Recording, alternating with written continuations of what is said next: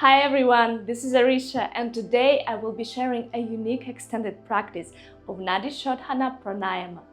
In this video, I will guide you through what Nadi Shodhana is, the benefits of this technique, and then I will perform a 1-hour session to show you its benefits. Nadi Shodhana or alternate nostril breathing is a pranayama technique designed to balance the prana or life force energy within our bodies.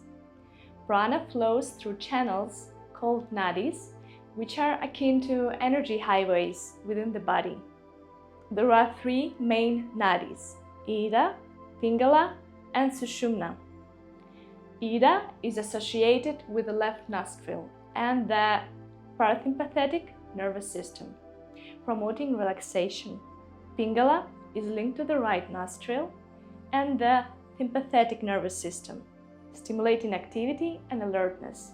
Sushumna runs along the spine and represents the central channel where energy ascends when both Ida and Pingala are balanced.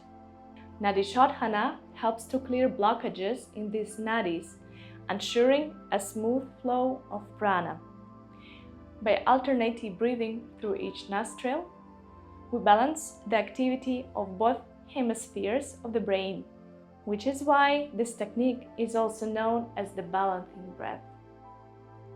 Benefits of Nadi Shodhana are extensive. It helps reduce stress and anxiety, improves concentration, and balances the nervous system. The technique enhances the body's oxygenation and encourages diaphragmatic breathing, which can lead to improved lung function and capacity. During the practice, the breath hold, or kumhaka, plays a crucial role. It increases the absorption of prana and enhances the calming effects on the mind and the body. The breath retention allows for a pause in the constant flow of thoughts, promoting mental clarity and tranquility. Physiologically, this helps in better gas exchange and can lower the heart rate, inducing a state of deep relaxation. So I'm about to start my 1 hour of Nadi Shodhana breath, and I want to see what parameters of my body will change during this practice. And just for you to be sure that I'm not cheating, that I'm fair and I'm really performing 1 hour of Nadi Shodhana, I will be using this clock that will help you to see that the time passes while I'm doing this. So I'm going to use my watch to see the parameters before practice, after practice, and even 1 day after practice, because the effects may come within time. I will check my average rest heart rate. So today is Friday, and this one I'm gonna check only tomorrow. I expect it to be lower. Then I'm going to check the stress level. I have some average levels of stress during the day for the whole week, and this is something I'm gonna check tomorrow again.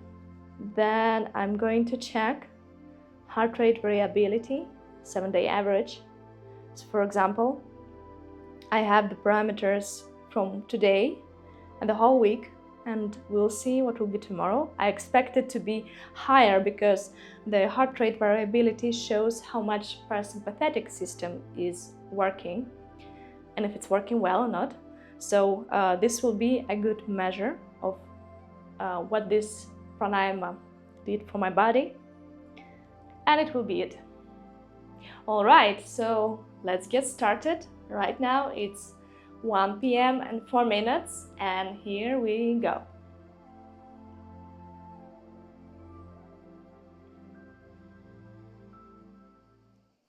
I started with the following proportions: inhale for 4 seconds, hold for 4 seconds, and exhale for 8 seconds.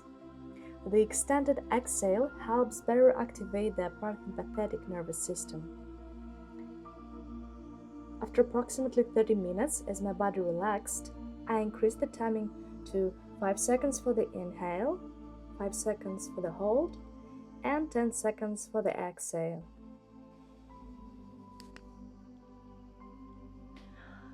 And the time is up. yeah, 1 hour has passed and I feel really sleepy, like I'm really ready to go to bed right now. And well, how I feel super calm. I really have a feeling right now that I just started to falling asleep and I had to wake up, and it's like so right now, but I will see how it unfolds later during the day.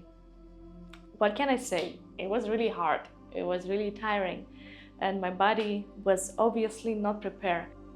One of the mistakes I did is that I did not make the warm-up of the body, just like 5 minutes of some like active movements like Surya Namaskar would help me to warm up my body, and as I would sit, it would be more comfortable, my body would easier take the posture. But well, this is something I learned from this experiment.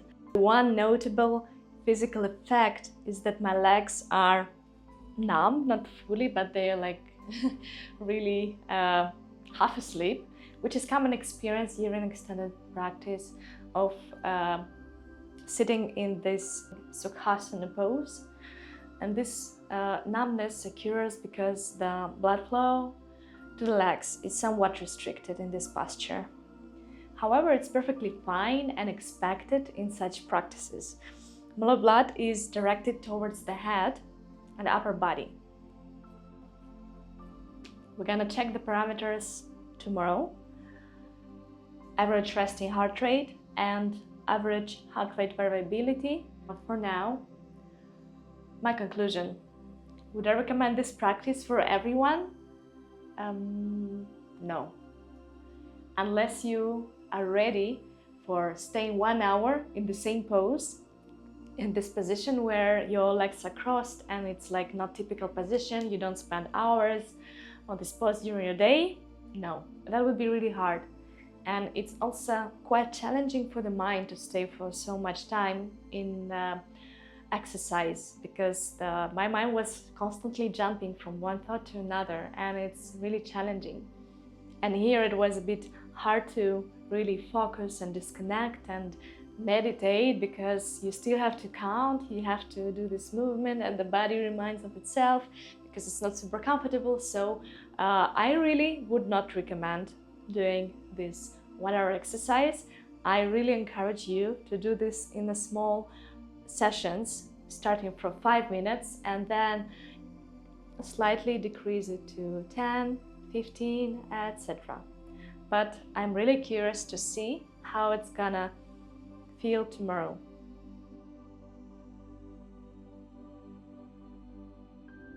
Welcome to day 2, and I have some interesting observations to share from the data of my smartwatch.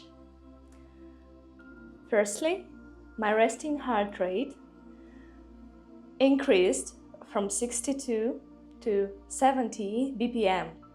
Although I expected it to decrease, it's important to remember that many factors can influence heart rate, such as cumulative stress of a busy week, as it happened probably to me, as it was also Friday, today is Saturday, and I also feel a bit cold today. It's probably that my immune system is having some stress right now and working hard.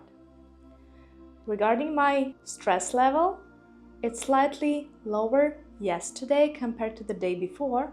While the smartwatch data doesn't show the dramatic change, I personally experienced a noticeable mental clarity after the practice. My mind felt incredibly sharp, making it easy to work and switch between multiple projects I have. Interestingly, my average heart rate variability increased from 32 to 33 milliseconds compared to the previous night. This indicates that my parasympathetic nervous system is functioning well despite the increase in resting heart rate. This suggests that the practice had a positive effect on my nervous system. My key takeaway after this experiment is that improving your health is not about consistency rather than occasional long practices. It's better to engage in short daily practices to build a steady routine. Long practices like this one can have positive effects, but they are best suited for those with experience in pranayama and sitting in the same posture for a long time. For those looking for a more accessible entry point, I invite you to try a stress relief session with gentle stretching and breath work. Check out my other video for a guided experience. Remember, consistency is the key to your wellness journey.